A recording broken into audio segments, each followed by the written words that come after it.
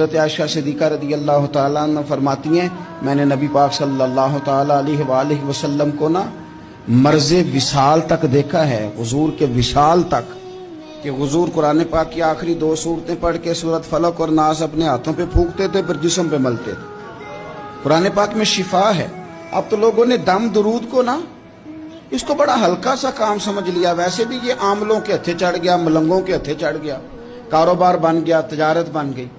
ورنہ قرآن پاک کی آیات پڑھی جائیں تو حضور نے فرمایا سورہ فاتحہ میں شفا ہے، اس میں کرم ہے۔ یہ چیزیں جو بڑی ہمارے لیے سود مند تھی، فائدہ مند تھی، ہم چھوڑ گئے۔ ایک بڑی خوبصورت حدیث ہے، سنیے گا۔ حضرت ابو سعید خدری رضی اللہ تعالیٰ عنہ حدیث کے راوی ہیں، بخاری میں موجود ہے۔